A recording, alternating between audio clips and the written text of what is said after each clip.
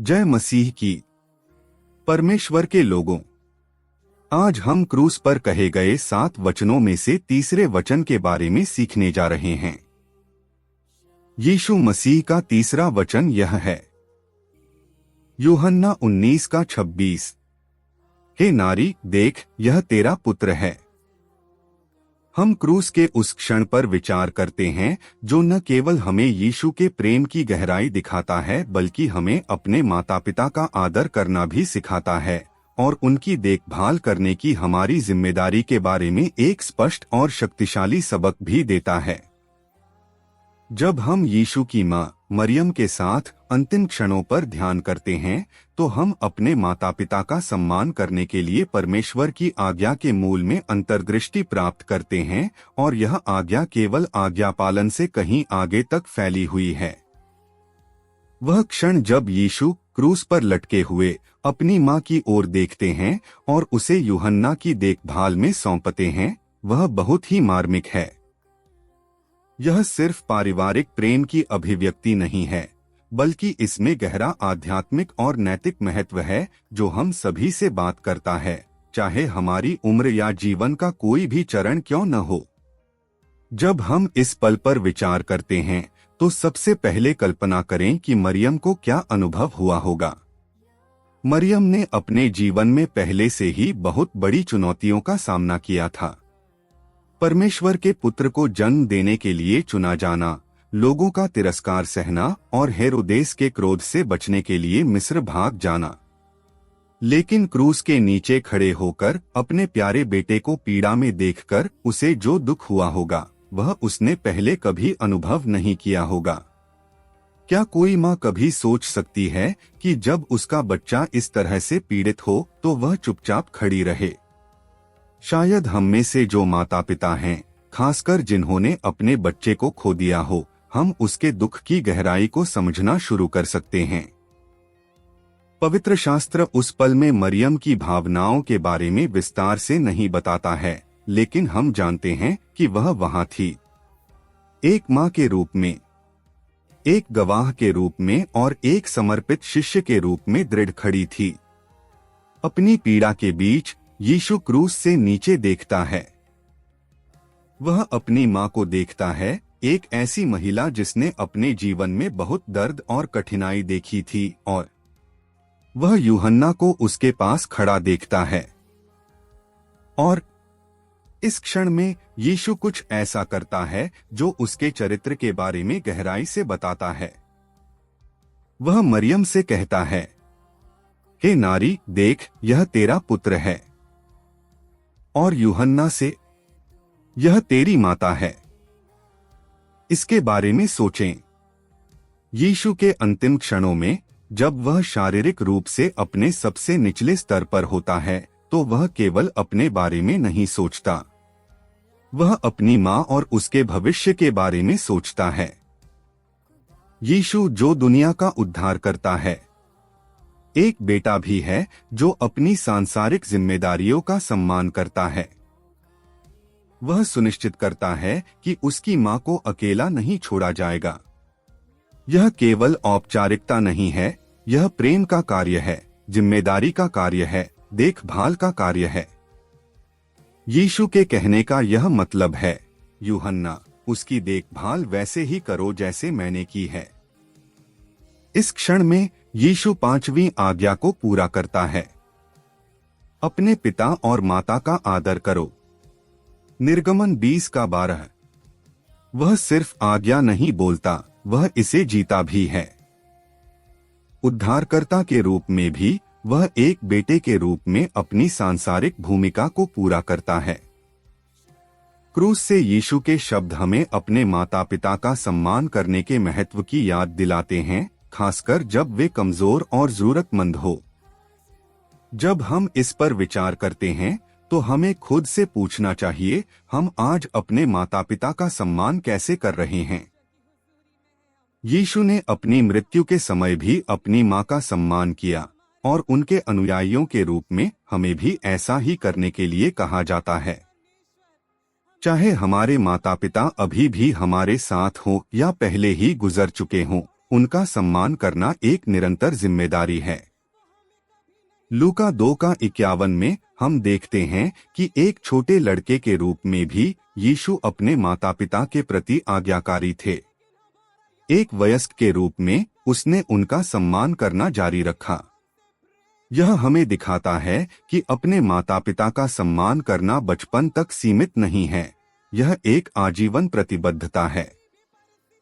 यहाँ तक कि जब वह पृथ्वी पर अपना नियत कार्य कर रहा था, तब भी उसने अपनी माँ के प्रति अपनी जिम्मेदारी को नजरअंदाज नहीं किया।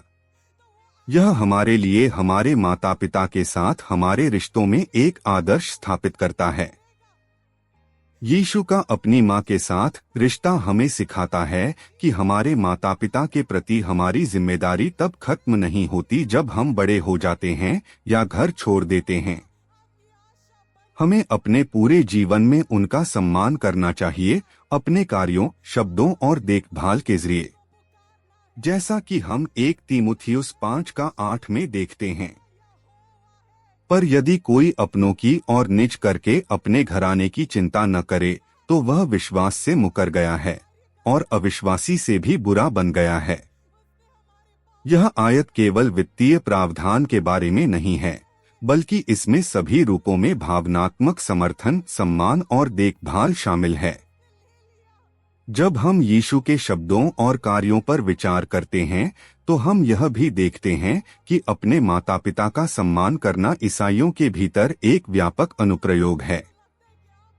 यीशु ने यूहन्ना को सिर्फ इसलिए मरियम की देखभाल करने का काम नहीं दिया क्योंकि वह उसकी माँ थी। उन्होंने हमें यह भी दिखाया कि चर्च को एक दूसरे की देखभाल कैसे करनी चाहिए, कैसे हमें मसीह के शरीर के रूप में जरूरत के समय में एक दूसरे की देखभाल करनी चाहिए।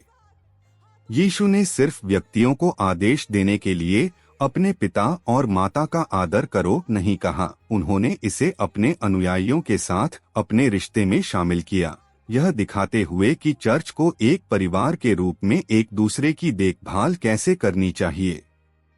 यीशु ने परिवार को फिर से परिभाषित किया जब उन्होंने कहा, देखो मेरी माता और मेरे भाई ये हैं, क्योंकि जो कोई मेरे स्वर्गीय पिता की इच्छा पर चले वही मेरा भाई और बहन और माता है। मत्ती 12:49 और 50। एक दूसरे की देखभाल करके हम मसीह के प्रति अपनी प्रतिबद्धता दिखाते हैं। प्रभु के प्रति हमारी प्रतिबद्धता की सबसे बड़ी परीक्षा यह है कि हम एक दूसरे से कैसे प्यार करते हैं और उनकी देखभाल किस इरादे से करते हैं, खासकर हमारे परिवारों में और जिनके पास उनकी देखभाल करने वाला कोई नहीं है। मरियम को यूहन्ना को सौंपने का यीशु का कार्य हमें एक दूसरे की निस्वार्थ सेवा करना, हम में से सबसे कमजोर की देखभाल करना और यह सुनिश्चित करने का आह्वान है कि जरूरत के समय में कोई भी बिना सहारे के न रहे। क्रूस पर यीशु के शब्द, यह तेरी माता है और यह तेरा पुत्र है, प्रेम, जिम्मेदारी और देखभाल की गहरी अभिव्यक्ति को दिखाता है। यीशु परमेश्वर के पुत्र और मरियम के पुत्र दोनों के रूप में अपने माता पिता का सम्मान करने का सबसे बढ़िया उदाहरण है। उनके कार्य दिखाते हैं कि हमें अपने माता पिता का सम्मान सिर्फ शब्दों में ही नहीं बल्कि अपने जीवन जीने के तरीके से भी करना चाहिए। यीशु हमें यह भी दिखाते हैं कि यह सिर्फ आज्ञा का पालन करने के बारे में नहीं है, बल्कि इस तरह जीने के बारे में है जो हमारे लिए परमेश्वर के प्रेम को दर्शाता है। अपने माता पिता का सम्मान करके हम दिखाते हैं कि हम परमेश्वर के हृदय और उसकी आज्ञाओं को समझते हैं। यह हमारे विश्वास की एक व्यावहारिक अभिव्यक्ति है जो हमें हमारे जीवन के लिए परमेश्वर के हृदय की इच्छा से जोड़ती है। जैसे कि हम यीशु के उदाहरण पर विचार करते हैं, मैं आज आपको खुद से पूछने के लिए प्रोत्साहित करता हूँ, आप अपने माता पिता का बेहतर तरीके से सम्मान कैसे कर सकते हैं? यदि वे जीवित हैं, तो क्या आप उन्हें वह प्यार और देखभाल दे रहे हैं जिसके वे हकदार हैं? क्या ऐसे तरीके हैं? जिनसे आप उनका समर्थन करने के लिए अतिरिक्त प्रयास कर सकते हैं? यदि आपके माता पिता गुजर चुके हैं तो क्या आप उन्हें कृतज्ञता के साथ याद करते हैं और उनके द्वारा सिखाए गए सिखों पर जीकर उनकी स्मृति का सम्मान करना जारी रखते हैं? आप में से जो माता पिता हैं, मैं आपको इस बात पर विचार करने के लिए प्रोत्साहित करता हूं कि आप अपने बच्चों को सम्मान, आदर और प्रेम का उदाहरण कैसे दे सकते हैं ताकि वे आपके उदाहरण से सीख सकें। हमें अपने बच्चों के लिए एक उदाहरण बनना चाहिए तथा अपने से पहले आए लोगों के प्रति सम्मान और देखभाल के मूल्यों को अपनाना चाहिए ताकि वे हमारे उदाहरण से सीख सकें। यीशु क्रूस पर अपने अंतिम क्षणों में हमें अपने दुखों के बारे में ही नहीं बल्कि इससे भी अधिक सिखाते हैं कि हमें अपने माता पिता से कैसे प्यार करना चाहिए और उनका सम्मान कैसे करना चाहिए। वे हमें दिखाते हैं कि अपने परिवारों की देखभाल करना ईश्वर की आज्ञाओं के प्रति हमारी प्रतिबद्धता का प्रतिबिंब है और हमारे विश्वास का प्रदर्शन है। आइए आज हम आगे बढ़े, यह याद करते हुए कि अपने माता पिता की देखभाल करने और एक चर्च परिवार के रूप में एक दूसरे से प्यार करने और उनकी देखभाल करने की हमारी जिम्मेदारी प्रभु के प्रति हमारी निकटता दिखाने के सबसे गहरे तरीकों में से एक है। ईश्वर हमें इस आह्वान को जीने, अपने माता पिता का सम्मान करने, अपने परिवारों की देखभाल करने और एक दूसरे से वैसे ही प्यार करने की शक्ति और बुद्धि प्रदान करें जैसे यीशु ने अपने परिवार से किया था। धन्यवाद। मैं पूरी आशा रखता हूं कि परमेश्वर ने आपसे इस संदेश द्वारा बात की होगी। आए हम इकट्ठे विश्वास में दृढ़ रहे और यीशु मसीह में बने रहें। धन्यवाद और आप सबको जय मसीह की।